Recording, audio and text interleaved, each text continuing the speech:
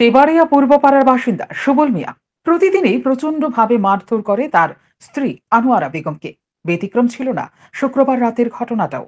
রাতে আচমকায় সুবল মিয়া তার ষাটোর্ধ্ব স্ত্রী আনোয়ারা বেগমকে লাঠি দিয়ে বেধড়ক মারধর করতে শুরু করে। আনোয়ারা বেগমের চিৎকার শুনে তাকে বাঁচাতে আসে প্রতিবেশী ওহিদ মিয়া নামের এক যুবক। দুর্ভাগ্য, এই প্রতিবেশী যুবক ওহিদ মিয়ার।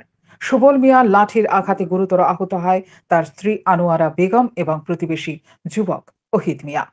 এই ঘটনার পর এলাকাবাসীরা ঐক্যবদ্ধ হয়ে গুরুতর আহত আনোয়ারা বেগম এবং ওহিদ মিয়াকে উদ্ধারের জন্য খবর পাঠায় অগ্নি নির্বাপক দপ্তরে।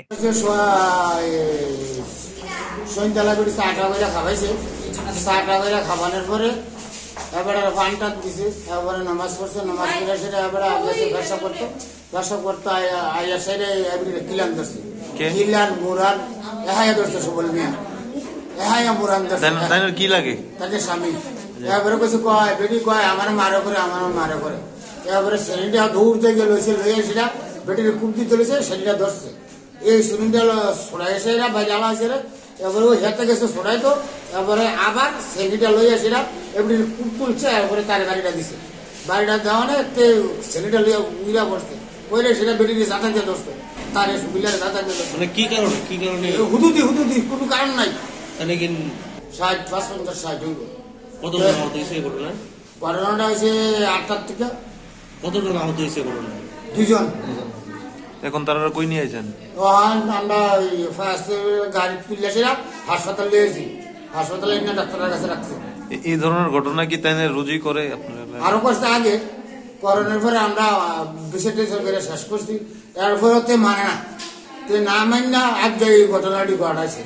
ঘটনার খবর পেয়ে ঘটনাস্থলে ছুটে যায় অগ্নি নির্বাপক দপ্তরের কর্মীরা। রক্তাক্ত অবস্থায় আনোয়ারা বেগম এবং অহিদ মিয়াকে উদ্ধার করে চিকিৎসার জন্য অগ্নি নির্বাপক দপ্তরের কর্মীরা নিয়ে আসে বিশালগড় মহকুমা হাসপাতালে। একটা কল আসলো, মারপিট মনে হয়েছে নিজেরা। আমরা খবর পেয়ে গেলাম, গিয়ে হসপিটালে পৌঁছে দিলাম। কজন রাখছে? আমরা 2 জন রাখছি। নামগুলো কি তারা?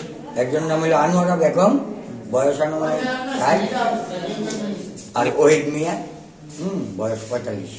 কি নিয়ে মারপিট হয়েছে? এটা ব্যাপার যায় না। আপনারা কই নিয়েছেন তারা? আমরা বিশালগড় হসপিটালে পৌঁছে দিচ্ছি। কিরকম আছে অবস্থা এখন? মোটামুটি ভালো, অসুস্থ হয়েছে, মাথা টাথা ফাইটে গেছে। স্থানীয়দের অভিযোগ, সুবল মিয়ার রেকর্ড মোটেও ভালো নয়। আগেও বিভিন্ন সময়ে সুবল মিয়া তার স্ত্রী আনোয়ারা বেগমকে বেধড়ক মারধর করত। এ নিয়ে এলাকায় বেশ কয়েকবার বিচারও হয়েছে, কিন্তু কোনোভাবেই সুবল মিয়া তার এই কৃতকর্ম থেকে বিরত থাকছে না। এবারে পুলিশ অবশ্য এই ঘটনার তদন্ত শুরু করেছে। শান্তন টিভি।